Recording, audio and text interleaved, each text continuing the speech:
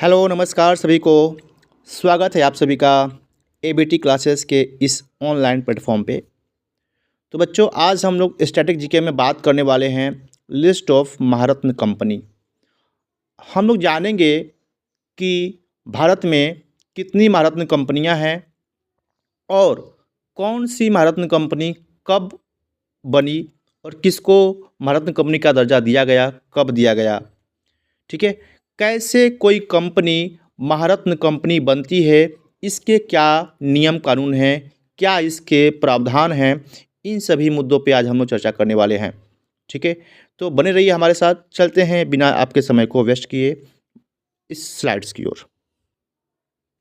तो पहली जो महारत्न कंपनी आपको दिख रही है, पहले तो मैं आपको बता दूं कि भारत में आज के समय में 2025 में टोटल 14 महारत्न कंपनियां हैं। कितनी महारत्न कंपनी है भाई? 14 महारत्न कंपनी हैं। इस चीज़ को आपको याद रखना चाहिए। पहली जो कंपनी थी महारत्ना, वो है 1952 में बनी थी। इसका नाम था BPCL, Bharat petroleum corporation limited. BPCL 1952 में। ठीक है, सेकेंड बात करते हैं हम लोग SAIL, steel authority of India limited. इसको कब बनाया गया? 1954 में, 1954 में। और कौन महारत्न कंपनी है? ओएनजीसी। ओएनजीसी भी महारत्न कंपनी है।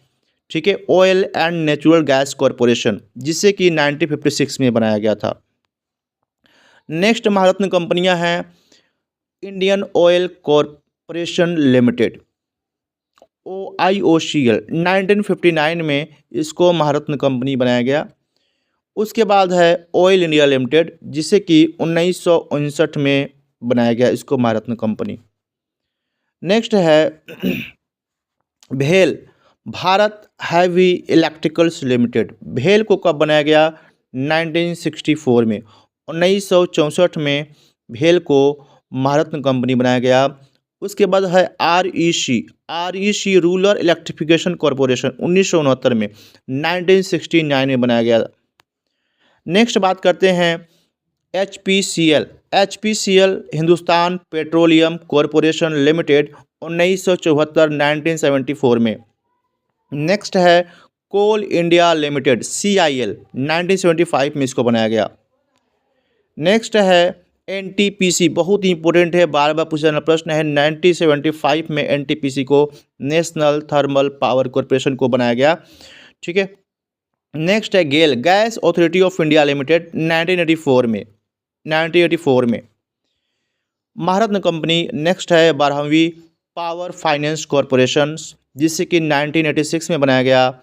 और नेक्स्ट है power grid corporation of India limited, जिसे पावर ग्रिड जिसे बोलते हैं, 1989 में इसको बनाया गया था।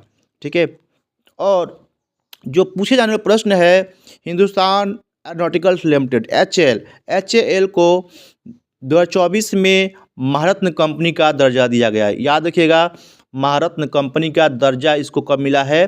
2024 को। बहुत इम्पोर्टेंट है HAL, हिंदुस्तान एरोनॉटिकल्स लिमिटेड्स। ठीक है, और इस समय HAL काफ़ी धमाल मचा रखा है भाई। ठीक है, ओके। अब हम लोग बात करेंगे कि कैसे किसी कंपनी को महारत्न कंपनी का दर्जा दिया जाता है, आखिर उसके क्या नियम कानून हैं, क्या प्रावधान हैं। तो बात करते हैं महारत्न कंपनी की एलिजिबिलिटी क्राइटेरिया। क्या है इसकी एलिजिबिलिटी क्राइटेरिया? तो पहला है कि it must be registered as a Navratna company. इसको पहले तो नवरत्न कंपनी के दर्जे में आना चाहिए। पहले कोई कंपनी नवरत्न कंपनी बनेगी तभी वो महारत्न कंपनी बन सकती है, पहला पॉइंट। सेकेंड पॉइंट, इसको इस इंडिया का जो स्टॉक एक्सचेंज है उसमें इसको लिस्टेड होना पड़ेगा। ठीक है, नेक्स्ट है महारत्न कंपनी की एलिजिबिलिटी क्राइटेरिया है कि it must be registered as a Navratna company, जो कि मैंने अभी बताया। और ये स्टॉक एक्सचेंज, अच्छा ये दो बार आ गया क्या ये? Okay, sorry. नेक्स्ट है in accordance with the SEBI regulation it must also possess required public share holding. ठीक है, इसमें पब्लिक शेयर होल्डिंग भी पोज होना चाहिए इसमें। ठीक है, ये बहुत ही इंपॉर्टेंट पॉइंट है कि ओवर द प्रीवियस 3 ईयर, पिछले 3 वर्षों में company should have made profit after tax, tax देने के बाद कंपनी को 5,000 करोड़ का कम से कम फायदा होना चाहिए, 5,000 करोड़ का, तभी कोई कंपनी महारत्न कंपनी बन सकती है। बहुत इंपॉर्टेंट पॉइंट है, इसको याद रखिएगा, नोट रखिएगा इसको, ठीक है। The company must have an average net value of RS 15,000 crore over the previous 3 years, ठीक है। The company must operate globally, ये ग्लोबली ऑपरेट होना चाहिए, एंड हैव इंटरनेशनल प्रेजेंस इसका होना चाहिए, ठीक है। तो ये रहा आज का छोटा सा वीडियो। आई होप कि आप लोग काफ़ी एक छोटे से 5 से 6 मिनट में आपको अच्छा नॉलेज मिला होगा, अच्छी ज्ञान प्राप्त हुई होगी। तो मिलते हैं अगले वीडियो में। Thanks for listening. जय हिंद सभी को। Bye bye, take care.